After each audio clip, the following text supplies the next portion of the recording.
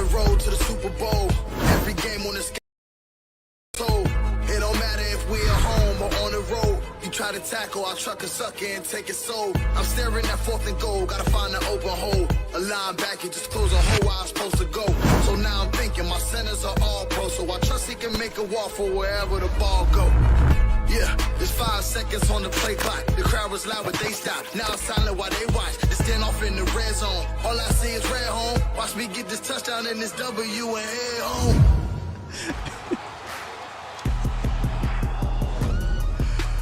What's good, Cowboys Nation? Welcome to Game Day Live. Presented by Underdog Fantasy. Streaming live on YouTube and Facebook. I'm your boy Skywalker Still. Jesse Holley, what's good, Brody? What's up, brother? You ready? Yes, sir. You know it. See, I need my pen to balance me out. Yeah, your pen's right there. It's over there. There's a level of balance in life. Yes. You know, I'm watching Cobra Kai now, and the guy talks about balance in life. This is my balance on air. What up, Cowboys Nation? I am giddy today. I'm excited today because it is the return of the Dak. And I saw you laughing at me this morning. Man. Because I know you've been holding on to that all week long. All week? Since week 1. Okay, that's been in the tuck. I'm like, he waiting to hit that button on that one. He woke up this morning like, return on the Dak. Oh, bro, I got up so early today. I just feel so good. You and Dak both. Yes. He got to the stadium at 8 o'clock this morning. I heard about that. He was there early. You know he didn't sleep well last night. Suited and booted like it was a away game, too. Yeah, but he was, this is, for him, I'm back. I am back.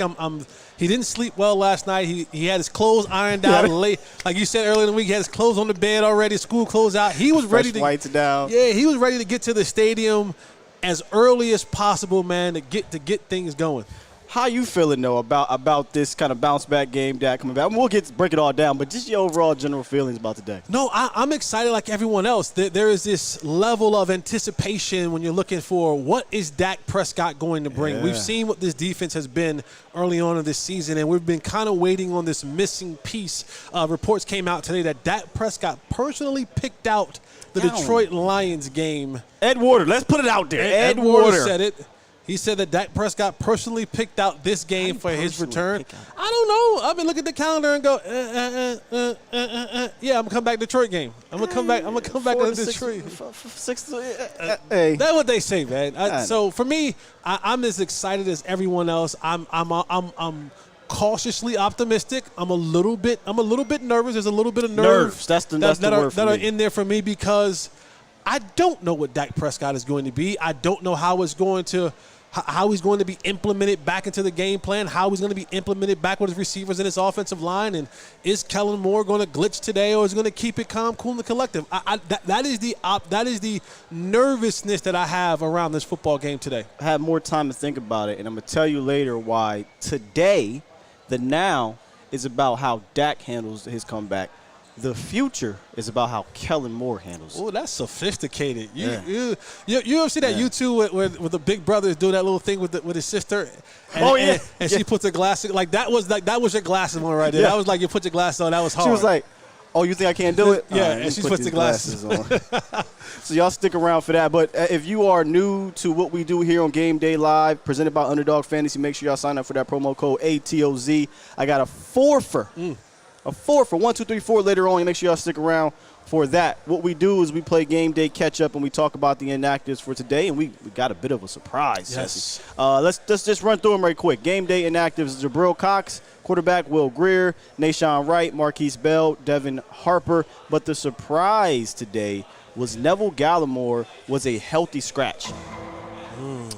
Neville Gallimore for 3 years has pretty much been your starting defensive tackle. But Bohanna stepped up in the preseason and in the offseason, and he took over that role. And then they called up Carlos Watkins. I thought just because this is a running team, we're going to need more heavies and guys went on IR or what have you throughout the week. But no, Neville's just a healthy scratch. Does that surprise you as much as it surprises me? Yeah, absolutely, especially when you look at what this team didn't do last week in the run game.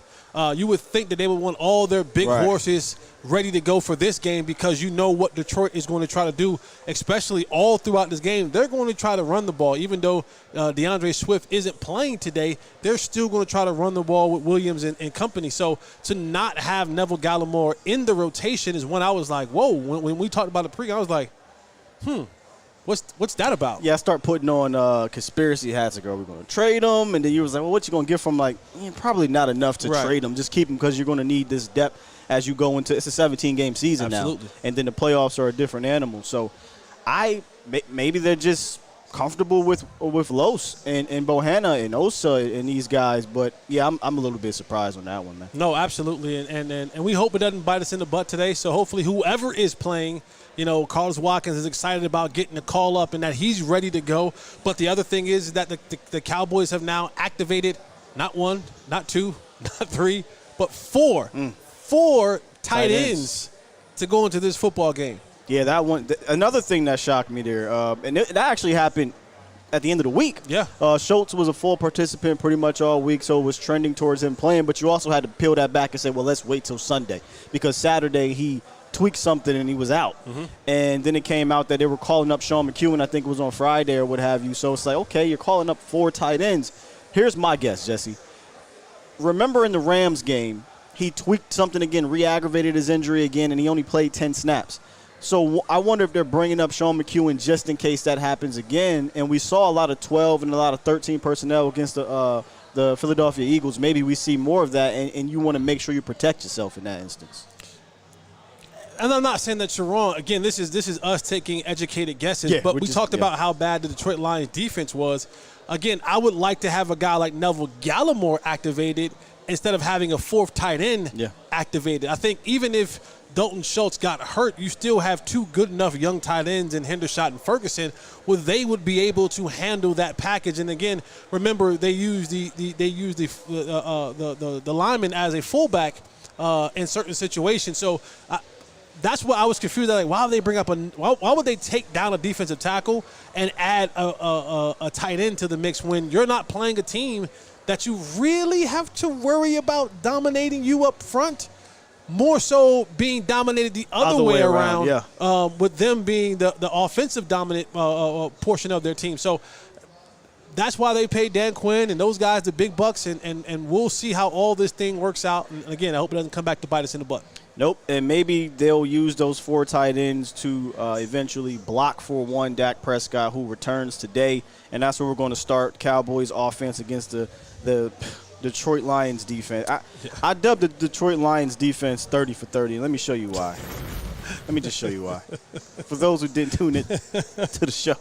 The Detroit Lions defense, 32nd in points allowed, 32nd in yards allowed, 32nd in first downs allowed, 26th in passing touchdowns, 31st in net passing yards in YPA, 32nd in rush yards, 32nd in rush touchdowns, 30th in rush yards per carry.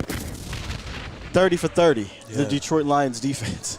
Wow. I mean, it's not a good defense, man, and you couldn't ask for a better game. And I said this purposefully, a better game for the Cowboys offense and Dak Prescott to bounce back, both. Yeah, absolutely. And the thing that the when you look at those numbers, you should kind of just scratch your head because you're saying, how polar opposite is the Detroit Lions? When you look at what they do offensively, it's the opposite way around. They spend most of their time in the upper echelon of the numbers across the National Football League, and then you go to what they are defensively, and you're just like, are these two?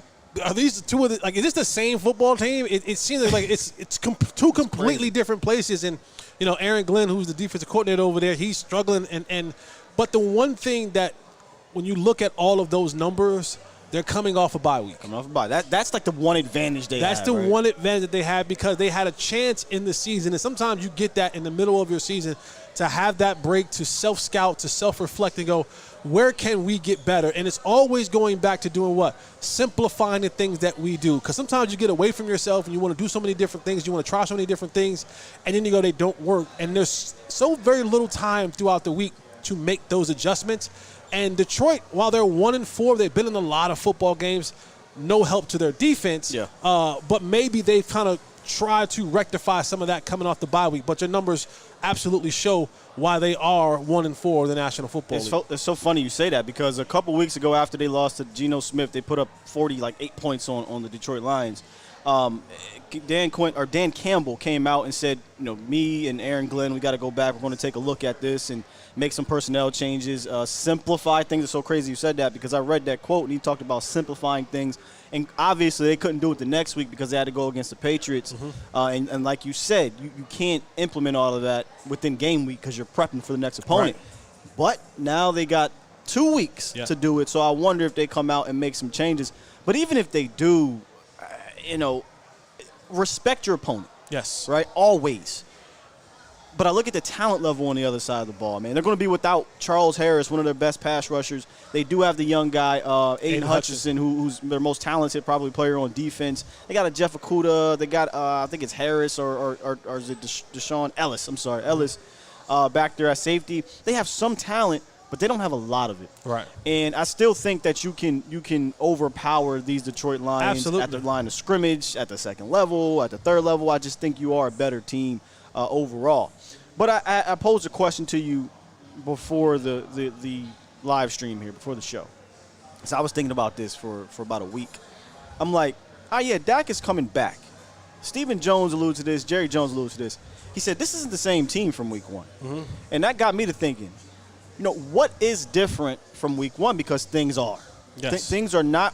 Coming into week one, there were a ton of question marks. Whether you were optimistic or pessimistic about a certain situation, we just didn't know. Right? And a lot of what I was saying in the offseason, hey, I got to see how this thing plays out. And I wrote down a couple things, and I want to know your thoughts on this. But I'll ask you too, chat. What is different from week one when Dak strapped up against the Bucs to week 7 now where he's coming back in? And I'll start with you, Jess. I think the biggest and the most glaring answer to that question is that after coming into week one. I'm sorry, let me rephrase this. What more do we know? That's what I meant to say. What more do we know? Is that we now know that this defense can win football games for us. And I can honestly say from the time that I played to the time before I played and the time that after I played, there wasn't much consideration on a game-to-game basis that your defense can go out there and win football games for you. Yes, this defense created a lot of turnovers last year, but it was still primarily the offense that was winning them 100% football games. This year, it's been the total opposite. It's been the offense unable to score points, unable to truly move the ball up and down the football field. And a lot of that has to do because you had your backup quarterback in there. But this defense has stepped up. Yeah. And not only have they continued the surge of getting pressures and getting sacks and all of those other things, but now it has changed the entire focus of this Cowboys team. And the team has said, hey, guys, even Mike McCarthy came out and said, which I don't believe, but he goes, yeah, we knew back in the spring that this was going to be a defensive-led team. I'm like, oh, hold on, my guy. You don't think that with a $40 million quarterback, do you? But when he got hurt, that then became the truth because they relied heavily and should still rely heavily on that defense to go out there and to be as dominant as it's been in the first 5 weeks of this, the 5 past weeks of this season. Let me add on top of the defense before I get to the other things that I think are different right now. But I think because you went into this thing, in my opinion, and I think a lot of Cowboys fans' opinion, realizing your defense was a more talented group. Was the group that was going to have to do some heavy lifting until your offense got together, but we didn't realize it'd be like this, right? I mean, I love the defense, but I didn't know it was going to be able to carry you to 4 victories like this, But I also want to say, I think knowing that now, what differs from week 1 to now is the mindset of it. Yes.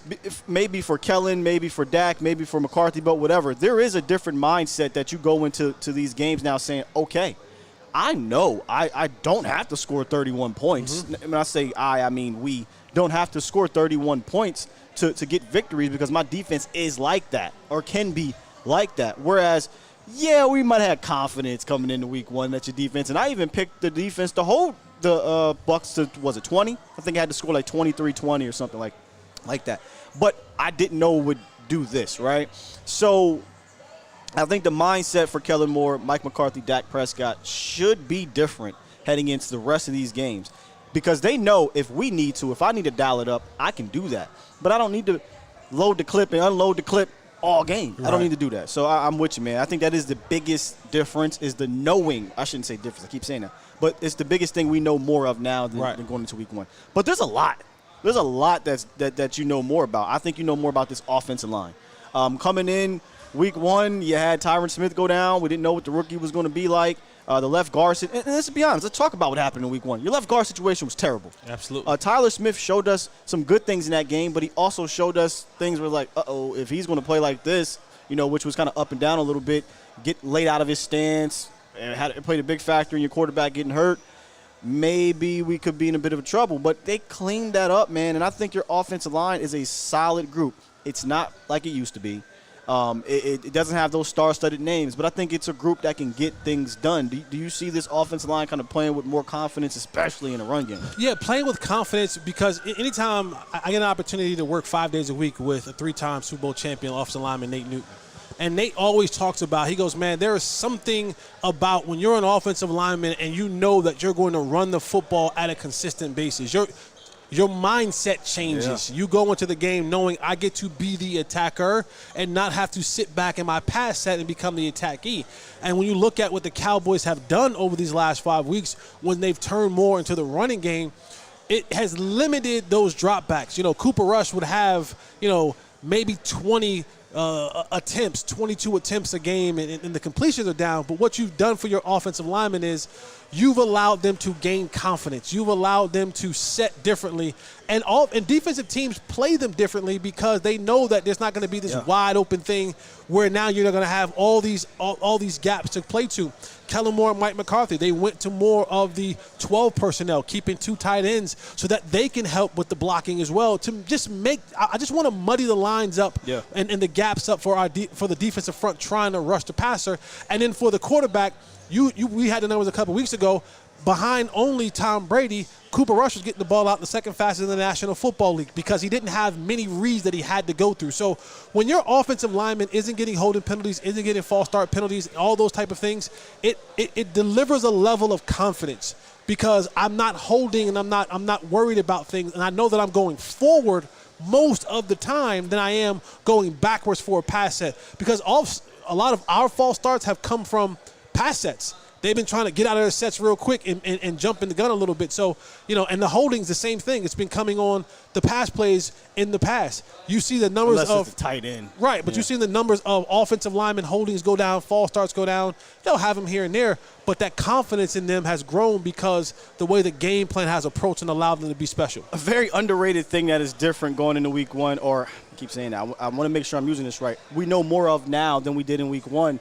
You mentioned it. And we shouldn't just let this go by. Penalties, and field goal kicker, right? Going into week one, that's your guy. I do like Brett, and I was confident in Brett. Maybe it was a bit biased because of the whole thing, but I mean, watching him at camp and watching him in preseason, I was like, hey man, this dude is not looking like the Brett Maher that left you a few years ago. He looks confident and good, but now. Your penalties, you came in week one, he had 10 of them, and like 8 of them were on offense. Michael Gelkin dropped a fantastic stat that he said that the Cowboys, I think, are top 5 in the league in least offensive penalties since week one. Mm-hmm. They had 8 in week one. I think they have like 5 or something total or something like that since then. Terrence Steele had 4 false starts that game, 0 since then. So that's a big deal. When you're down on the penalties and your field goal kicker is making these kicks, and you know that now, your mindset probably continues to change and alter a bit. Another thing that we do know, and before I move on forward, the tight ends. Yes. I think now, we were kind of, is the grass green on the other side in regards to, I like Jake Ferguson, Peyton Hendershot can do some stretch the field a little bit. But now these young bucks can do some things for you, man, from a blocking department, pass catching department. And I kind of went out on a limb coming into the season saying, I know this might be far-fetched, but I thought Jake Ferguson might have been your best run-blocking tight end. I think I feel confident now saying that, man. He plays some gritty blocking. And now you understand why the Cowboys are like, don't. So we're not going to give you a long-term deal. No. We don't believe in you as much as you believe, and these 2 young guys are showing you that, and they'll have their mistakes. Most rookies do in the run game, sometimes in the pass blocking game, but that's to be expected because they're just young football players figuring out their way in the National Football League. But when you have these guys and they're getting the reps, you don't never want to see a player get hurt. But when Dalton Schultz goes down and gets hurt and they have to play more, that means they're getting more practice reps. Right. That means in the meeting they're asked more questions now. And when they go home, they know that I have to study now because I'm going to be an integral part in this game. It ain't like, oh, well, I mean, I'm going to practice all week and I know I'm going to be inactive. So I might not go home and study extra hard, or I might not stay and watch film extra hard because I'm probably going to be inactive. And that's a mindset for a lot of players. But you see these two young guys have been incorporated into the offense, and it's showing and paying dividends because they're able and learning to do different things every single week. And like you said earlier, it's a 17-game season. Yeah. You don't have to peak today. You want to keep the progression train going so that when you get to that moment in time, week 15, week 16, week 17, first, second round of the playoffs, now you have all of your young guys, your Tyler Smiths, your Fergusons, your Hendershots, whoever those other younger players are, they've gained some in-game experience throughout the year. So now it's not a shell shock when you get into those late moments in the end of the season that you might really need them to show up and perform. 100%. And the final thing I think that we know now, more of now than we did week one, and this could change though, but we'll see, is Kellen has shown that he can be balanced. Now, is he going to glitch? I need to get a graphic for the glitch because he glitches every week. We know that. And hey, he's not a perfect coordinator, but when you take a step back and you look at it like, 26 passes, 27 rushes, 29 passes, 29 rush. It's been extremely balanced. Now, last week it got a little bit away from him because you had to play a bit catch up. But this is crazy. But he has shown he can be balanced. But this goes back to what I said at the top of the show. But he's shown he's been balanced in a situation that he's been forced to be balanced in. Sure. The why he's balanced is a whole different discussion. Right. But the result is he's being balanced. And today we need to see more of that balance. And this is why I had the time to think about this. I don't think today is going to be about Kellen. And I might be backtracking on that because I kept all week saying, man, Kelly got to make sure, yada, yada, yada. Hear me out. Here's why I think this is going to be more about Dak. Okay. Kellen has gotten in a bit of a groove, in a bit of a balanced groove. Granted, it's with Cooper Rush. Regardless, though, play calling, down and distance. What's the word that I think it's Jason Garrett uses it a lot, and Bill Belichick uses it a lot. Situational football. Mm-hmm. Situational football. They've kind of gotten a bit of groove. McCarthy, let me add that in there. McCarthy, Kellen have kind of gotten in a groove with that.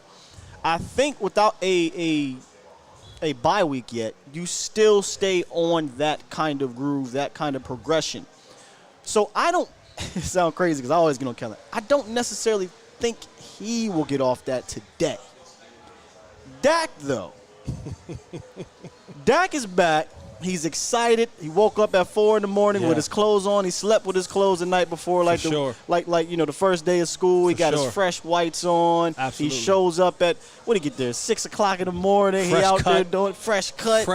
Yeah, smell goods on. Chains on. Yeah. He's trying to impress the honeys at the court. Absolutely. He doing all types of all this extra double drip. Chill. Yeah. So I got to thinking I think this might be more of Dak might have to relax. I don't need Dak. I don't need you out there. No look past. Double No. Yeah. No. I know the girls is on the sideline watching you. You know, we all go extra hard when the girls is watching you, right? Just chill. So I think that I hate to use the term. I'm not worried. I don't want to use the term worried. Right. But I'm focused on can he calm down and not get too excited and do a bunch of crazy stuff more so than Kellen today. But for the future, it's reversed for me. For the future, I worry. Use that term worried. I'm looking at Kellen more. And when he gets to after the bye week, week 12, week 11, whatever, right? Dak has played 4 or 5 games now. He's ripped it. I've seen him do some things. Maybe I can sneak in a couple extra little plays this week and do some old herky-jerky stuff. Maybe I bring back some weird trick play that they tried to do before. Triple pass reverse. Right, because I've seen him long-term glitch. You know what I'm saying? Right. Where I've seen Dak long-term be complimentary before. For 3.5 years I've seen that. So does that make sense? No, it makes perfect sense. Okay. I'm just on the other side of that. Okay. Right? I think we're saying the same thing about different people. Right. Because for me, and here's how I likened it. I likened it to, when the month gets a little bit too long and your money don't match the month, and you eating a little different. It might be a little oodles and noodles. Oh, yeah. You know what I'm saying? It might be a little tuna sandwich. You got to stretch that little $100 out. You got to stretch that $100 out. Oh, but when payday comes, boy, when payday hits, what Kanye say? We always spending it before we get it. When payday hits, I'm at Nick and Sam's. I'm at Roof Chris. I'm at Smith and Walensky's. Right? And so I'm at Knife Planer. I'm all these places because the money is right. And I think that's how I don't want Kellen Moore to do that. I don't want Kellen Moore to be like, man, the last 5 weeks, it been oodles and noodles, dog. Last 5 weeks, man, it been grilled cheese, man, peanut butter and jelly. That direct deposit hit. Number 4 back. Yeah. We go with Sizzler. We go with Sizzler. And now all of a sudden his What you want, babe?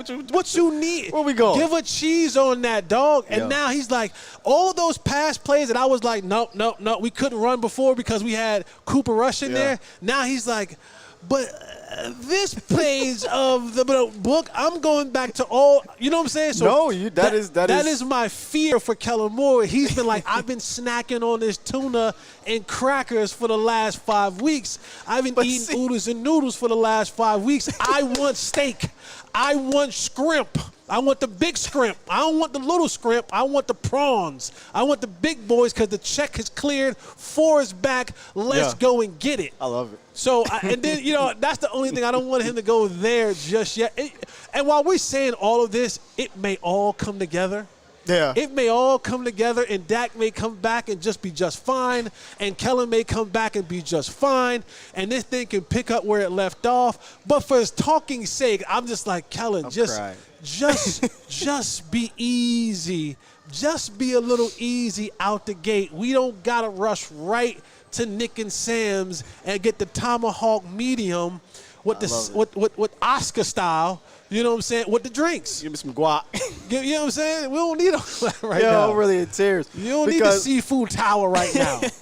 No, that's so true. That's so true. But see, here's the thing. Old Mike McCarthy, like, we got McDonald's at the crib. You got McDonald's money? Oh, we got food at the house. We got food at the crib. Okay. So we rolling by knife. Can we go to knife? We got knife at the crib. We got a knife, and we got some steak. Some, what is it, steak and shake? Shake and steak or whatever? The Steakums. Steakums from Price Right. You know what I'm saying? We got that at the crib. Yeah. We don't need to go out to eat just yet. You know what I mean? So that's my only saving grace is that Mike McCarthy we got McDonald's at the crib. So like you said, like how you had your hand around your son's neck. It's like, Kellen, we going home to eat. Relax. I know you got your check. Calm the hell down. Relax. Yeah. We going home to eat. Well, maybe another time. Yeah. Okay. So that's my saving grace I got for him. you. We are definitely saying the same thing. The offense in general got to relax, bro. Relax. Just relax. You only going to get this on Game Day Live, man. Nowhere Game Day else. Live here with Jesse Holley, Skywalker Steele. Before we get to Block 2 here, make sure y'all go over right now to Underdog Fantasy and put in that promo code ATOZ and get ready for our pick'ems here in a few minutes. Where we at here? We got good time. All right. So we are all excited for this Cowboys offense against the Detroit Lions defense, even though they're coming off a bye. We still think they should have that advantage there. They just have to relax. But on the other side of the ball, I think there's more respect for that Lions defense, and I have it here in the notes. I think it's a sneaky, high-powered offense. Mm-hmm. It's one of those situations where you take a step back and you look at the record 1-4. You're like, oh man, it's not a good team, right? But they kind of remind me of the 2020 Cowboys. Remember in 2020, the start of the season, the Cowboys' offense was scoring points. Right. They were top 5 in all these statistical categories. The Lions' offense, I believe, is number 2 in scoring or something like that. Let me see if I can pull it up here. 2 in scoring, I believe. One of the best offensive yards per game. Scoring over 30 points per game. Rushing at 5.5 yards a rush. Rushing well. They're doing everything. I mean, like you said, it is the exact opposite of what they got going on over there on defense. The exact, here it is, 3rd-ranked scoring offense, 2nd in total yards. They will be without DeAndre Swift, as you see here, is one of the key players. We weren't sure at the time when I made this, but he is ruled out, which I think is huge because Swift is dangerous. He's averaging over 8 yards per carry. But what to you makes this Lions offense dangerous? The offensive line. And it starts there. And Dan Campbell, while he has young people energy, he comes from an old school mindset. And I think he understood the first thing that we had to do is go out there and get an offensive line. And they slowly but surely had done that. I think this will be the second best offensive line that the Dallas Cowboys see this year. Yeah. And we kind of make jokes and stuff like that about Jared Goff, but Jared Goff took a team to a Super Bowl. Like he took, however you want to say how it happened, he was the quarterback of that football team that got to a Super Bowl. So he had something to do with it. It may not have been everything, but he had an integral part in that team getting to the Super Bowl. And they want to give him time. They want to lessen they want to lessen him having to make all the plays. So they want to run the ball. They want to get you on your heels. They want to eat up some clock. And then they want to put themselves in reasonable situations so that Jared Goff doesn't have to be hero. Yeah. He can be complimentary and just say, hey, I can make a 3rd and 6 pass. I can make a 3rd and 4 pass. I don't want to keep putting him in 3rd and 11s and 12s and 13s and stuff like that. So for me, it's up front, and this offensive line is going to take on that approach of their coach, of Dan Campbell, to be aggressive, to be nasty, to be just in. They want to put you in a dog fight. I was just about to say they want to put you in a dog fight up front. We laughed about, we're going to tear kneecaps and chew kneecaps, that Dan Campbell said, but that's how they play up front, and the Cowboys have to be ready to match that energy up front because they are relentless in that approach. Yeah, let's not get it twisted. DeAndre Swift is a massive loss, but they're not going to change their approach of anything. Jamal Williams is a good running back. I forget the third guy that he had. I think it's like number 46 or something. Mm-hmm. He does well. And really, it's less about their backs, and it's about that front, like you said, in the scheme. They have such a variety version of what they want to do up front. They do a lot of gap stuff, a wide zone, inside zone, tosses. They play smash mouth football with some window dressing behind it. Right. So it might look a little bit like some Rams or like what Cincy did to you, or even sometimes like what the Niners do. Matter of fact, it's more Ninerish really, because the Niners do window dress, but they are smash mouth, downhill football. And honestly, to me, Jesse, this is a perfect opportunity for the Cowboys' run defense to tell the world, hey, we can be a good run defense, because it's been very up and down, right? It's week 1 you had your issues, and then you did good the next week. Then you did pretty decent in week 3 against Saquon, but Saquon broke off a long play. Then the Washington football people kind of ran on you early in that game, and you shut that down. Right. Then you come back against the Rams, you shut that down. Then the Eagles kind of are able to control the game. They didn't run over you, but they controlled the game on the ground. And people are now questioning you. And if we're being honest about this defense, the run defense is its quote-unquote Achilles heel at the moment. I like this matchup, though. I know this sounds crazy because they run a lot of power stuff at you. But what they're not going to do is make you play 11 on 11 in the ground game like Philly did. Right. So now it's a lot less thinking and more so coming downhill. And that's why if my keys or X factors were LVE and Anthony Barr this week, because I don't want to see y'all guessing. I don't want to see this, I'm not sure. I don't want to see this get there and I'm tentative. You need to come downhill today, because if you don't come downhill, they're pulling and they're going to move you. Yes. And now you're getting 4, 5, 6, 7, 8, 9, whatever, right? You're getting a chunk yardage. And all that's going to do is just keep them on track and play action off of that. And Jared, you can't get after Jared Goff, and that's what you want to do. You want him to throw. Right. So I'm looking at this as a bounce-back game for this run defense, and so are they. They're pissed off. They talked about how Micah said it. We got to stop the run, because this team, their whole entire offense is driven off the run and the offensive line, Jesse. Well, and the main thing is that I don't care if you're pissed off, but be pissed off and be assignment sound, because that's one of the Achilles heels for the Dallas Cowboys up front. And when you get to a place in that defense, they've been quarterback hunting for the last 5 weeks, and that's become, go back to where it's used, a mindset, right? And so at times you don't know when the run's coming, you don't know when the pass is coming. So what happens is you assume every pass is a pass play, unless it's a kind of a designated run down type situation. And this defense, the way that Dan Quinn has done it, he's used a lot of kind of those 4 defensive ends or 3 defensive ends and 1 defensive tackle, and you've seen guys they jumping around in these different gaps, right? And so it's like, instead of maintaining your integrity, instead of maintaining your gap, you've seen Tank, you've seen Micah, you've seen some of these guys that's supposed to be outside containment jump inside because they may have thought they seen something, and now they're trying to get to the quarterback. And what happens? You get hooked. Doris Armstrong, you get hooked, and now what's his name? Fowler. Fowler, yes, you get hooked, and now they're coming outside with elephants on parade, and that's when you end up having Malik Hooker leading your team in tackles. Anytime you miss 10 tackles and your free safety is your leading tackler in a football game, that means something up front functionally was wrong. Guys weren't where they were supposed to be. Your safety, your free safety, should not be leading your team in tackles, and you don't see a 300, 400-yard passing game attached to that. So the Cowboys, while they want to be pissed off, need to be pissed off as well as being fundamentally sound in what they do, because a part of it is simply because they've been getting reach blocked, they've been getting hooked because they've been out of position. And I'm paraphrasing here. DeMarcus Lawrence, Micah Parsons, and LVE all this week pretty much said guys got to do their job. And you could tell that. I don't want to say there was I hate to use the word divide, but there was a frustration probably when they watched that film because Micah came out and said, to be frank, I did my job, right? And I was like, interesting. And then LVE came out and said, hey, man, we don't want to let what happened last week divide this brotherhood and yada, yada, yada. So in my head, I think they looked on that film. And if you looked on that film, you saw, and I credited the third level for being out of position a lot in that game, and the second level, too, in regards to linebackers being out of position in that game. And I think you might have had some frustration. And D-Law went on 105 through the fan and said, hey, we got to be assignment sound. We just, a.k.a. we got to do our job. And a lot of what Dan Quinn does from a run, and really in general, run stopping in general is about numbers and about doing your job. And you explained it so eloquently. And if they do that against Detroit, that's why I welcome it. Because I don't got to worry about the quarterback anymore, right? Just be where you're supposed to be.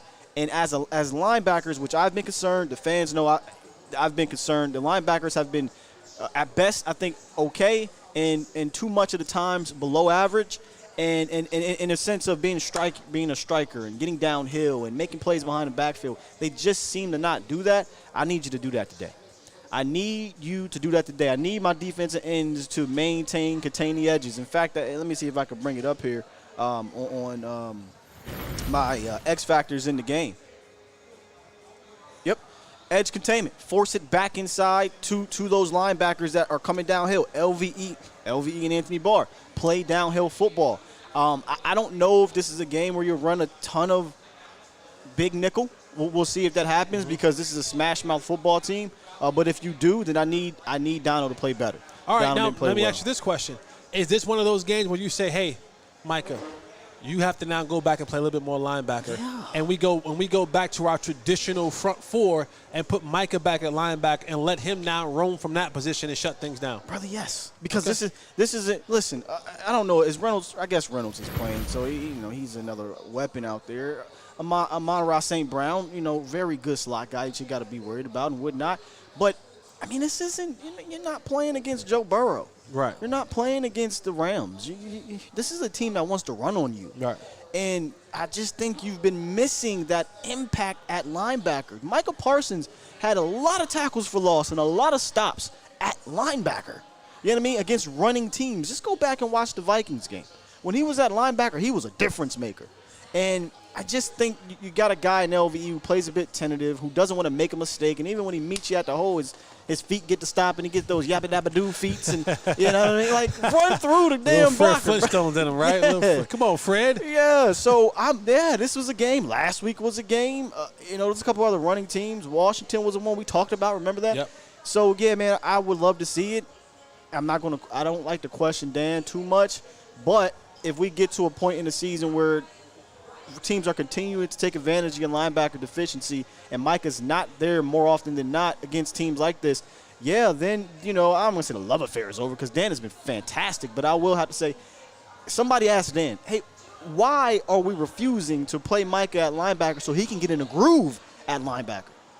because I think what you saw last week when he was playing it, he was not comfortable because of all that RPO. He hasn't really played against it much, and he didn't play against. Remember, he didn't play against Philly last year at the end of the year, and when he played Philly the first time, it was at defensive end. Right. So I'm with you. Play Micah Moore at linebacker today, but we'll see what happens, man. We'll see what happens.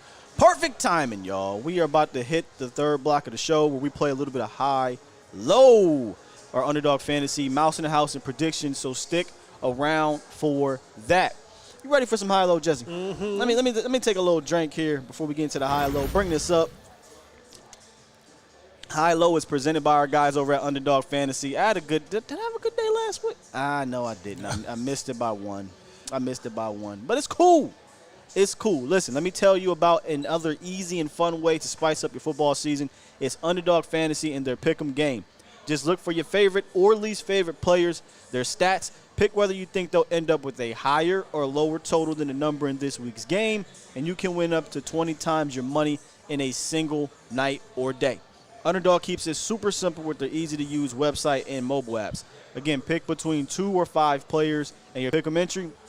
Get all of them right, or click that insurance button and get 4 of the 5, 3 of the 4, or 2 of the 3 right, and you win some cold hard cash. Here's how you do it. Download the app or visit UnderdogFantasy.com. Put in the promo code ATOZ, and they'll match your deposit up to $100. That's ATOZ. Go do it right now, man. Use my picks if you want.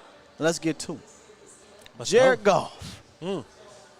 Higher or lower, and play along, Cowboys Nation. 35.5 passing attempts. Ooh. Yeah, that's a tough one. I'm going to have to say lower. I think today they want to really, if he has more than 35 passing attempts, this game is a blowout. I think this game is a blowout. I think they don't want Jared Goff throwing the ball 35 times. They don't. He averages around that, though, believe it or not. Really? Yeah. I'm still going to have to say under. I still feel more confident saying under than I do over. And they know, yes, right? Like, because they're a quote, running team. Right. I think Cowboys jump out a little bit here on this defense. Because remember, the Detroit Lions defense is bad. And if you're a bad defense, sometimes you feel the pressure now to have to score offensively. And if the Cowboys are doing well offensively, now it's like, oh, well, do we want to run the ball and milk the clock on ourselves and pressure ourselves to have to score fast? I say it's going to be higher. That's a lot too. 35 ain't nothing to sneeze at. But here's why. I think the Cowboys play better against the run this week, and I think the offense does better things, forcing them to have to throw the ball more. That might be the toughest one though. Okay. I got higher. Dak Prescott, higher or lower than 34 passing attempts. I think Underdog came in very high on this one. I think they came in really high on this one. I think they want to keep Dak probably around 25-ish passing attempts today. So I'm going to go definitely lower than 34 passing attempts. I'm with you. I got lower here. Only way that goes higher is if what you just said about Jared Goff. If this game turns into kind of a shootout, right? You got to play catch up, and you're back and forth. And even back and forth, you might not need to do it because they're not good against the ground. So you may be able to score on the ground. So I got lower. I don't think Dak's going to throw for more than 34 attempts. Listen, if he does, I don't think that means that, it's a bad day. I just think maybe they got in a groove at some point in the second quarter, and then they start milking it towards the end. But I got lower. On that one. Ezekiel Elliott, higher or lower? It's basically a half rushing touchdown. So is he going to rush for a touchdown or not, basically, is what they're saying. Yes. Yeah. I think that's and it. Nick's like, yes. Nick's like, yes. That's my guy on fantasy. Yes. I need those touchdowns. Yes. I think even with Dak Prescott, you get in the red zone now, things look a little bit different. Oh, yeah. You'll spend more time in the red zone than you have in the last couple of weeks. So I think I should say more time. You'll spend more opportunities in the red zone than you have in the last couple of weeks. So I'm going to go with higher than a half a touchdown. So basically he's going to score in the rushing department. Yes. Zeke and Dak seem to play really well against the Detroit Lions defense. And I don't know if they've ever played a Detroit Lions defense this bad. So I definitely think the Cowboys will run the ball a lot today. I almost picked the rushing total. But I kind of got nervous because what if he only has 60 rushing yards Right. and then TP has 80? That's still a great day. Right. But I think he scores today, so I got higher for Zeke. Here's one. I don't know if it's tricky, but it's tricky in the sense of if he leaves the game, he's not going to get this. Higher or lower? Dalton Schultz, welcome back, by the way. 3 receptions. Higher. Dalton I know Schultz what you're didn't gonna sleep say. well last night either. Dalton Schultz had his closeout last night too. Yeah. He had his fresh ones. He had his sketchers out. He had the what they call the hokas, the hokas, I don't know what they. the what with the thick sole that everybody walks and runs in, HOKA. What's those? The hokas? I don't know what they call. Mall walkers. He had them mall walkers on, ready to go this morning. He said, "My boy's back. My boy is back. I've been waiting to forget Cooper Rush, forget you.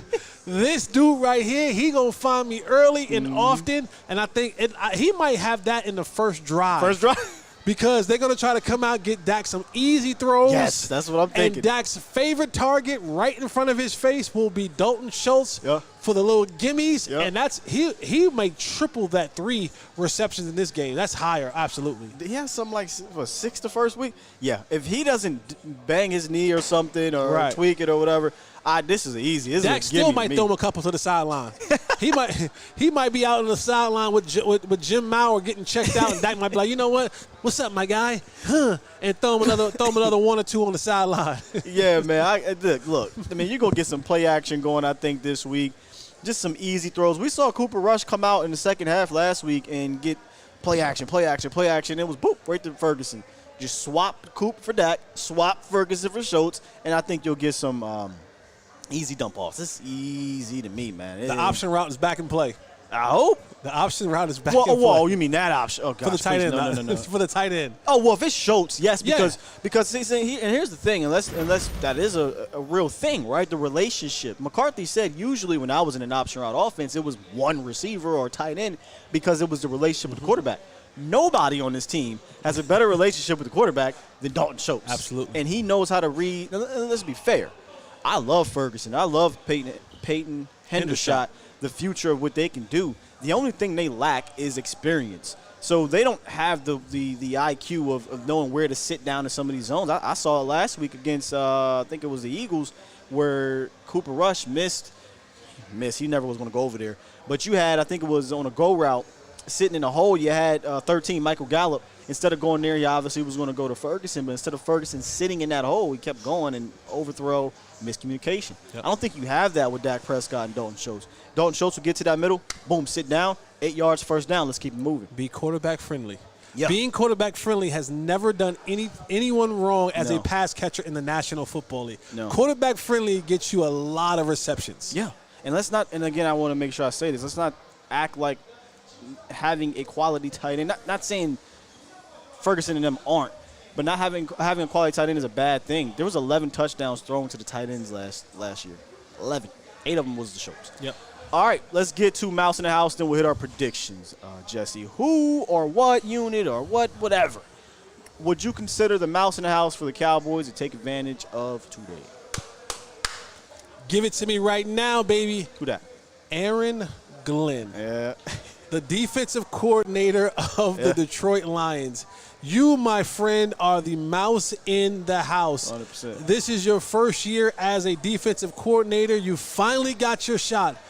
Unfortunately, it's not going too well for you. You saw your stats earlier in this game. Yeah. 30 for 30. There is nothing that your defense does right. 38% of the opposing team passes against the Detroit Lions defense goes for touchdowns or first downs. Jeez. That's the kind of situation that you're dealing with. Teams are converting third down against the Lions defense at a 53% clip. The one area that we struggled in, Third down. they are even worse than that. So the Cowboys should get on track today Get against right. their third down packages because the Detroit Lions and Aaron Glenn are that bad. So mouse in the house is you, my friend, Aaron Glenn. It's so funny you say that because you can't pick just one unit over there. The whole thing Yeah. is a mess over Yeah, there. The it whole is. thing. So, yeah, that's definitely mouse in the house. In fact, I'd argue that'd be like me going in the paint trying to guard Jesse. I'm probably going to have to bridge you, brother. The fight is happening at the YMCA. We're fighting. Jesse tries to jump and pulling him We're down fighting. like, nah, man. Nah. And then look, and as soon as he try to get mad at me, hey, my center coming in here. What? What was that? Huh? Yeah. No, yeah, I'm sorry, bro. I'm not letting you you're just not going to do that. It's not happening. It's not happening. But I'm going to go to the other side of the ball. One of the positions that the Cowboys are going to have to take advantage of, I think, to thwart this sneaky, high-powered offense is the right guard situation. Sternberg, y'all can help me out with that. He's been one of the worst right guards in the league. Crazy because as a total, their offensive line has been good. They got one of the best centers, Ragnow. Yep. They got one of the best right tackles in the league, Penei Sewell. No, good, really good offensive line, but that right guard has been it's bad. It's been bad. When he's played two pretty damn good defensive lines, the Philadelphia Eagles and the Washington Football People, he surrendered 2 sacks, 5 quarterback hits, and 10 pressures at guard. Wow. Tackle, you can step up and whatnot. Right. You can't give up pressures and QB hits in your face. And that's why I think that's the guy that Quentin Bohanna, Carlos Watkins, Dorrance Armstrong when he slides in, not Dante Fowler, or sometimes he plays in there. D-Law when he slides in. Maybe you blitz Mike at him, man. Scare him a little bit. Also Digizua, who's pissed off too. He tackled my man last week.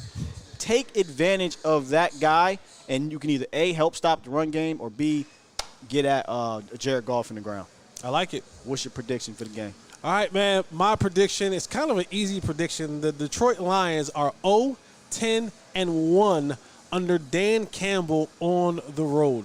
They don't win when they go. know that. They don't win when they go on the road. They are 0-10-1 on the road under Dan Campbell. So what a stat. Make that 0-11-1. I picked the Cowboys in this game. I don't have it being a high-scoring game. I do have the Cowboys getting over 20. I think the defense is pissed off. They step up and they step out and really do what they think. Cowboys 24, Cowboys 24, Lions 13.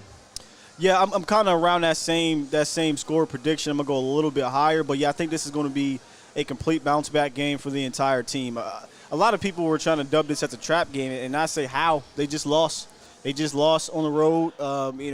They're pissed off, right? Your offense has been abysmal for 6 weeks, including week 1. You haven't been a good offense, period. Your defense got ran on. I use that in quotes, but they did. They got ran on. Had 2 bad possessions.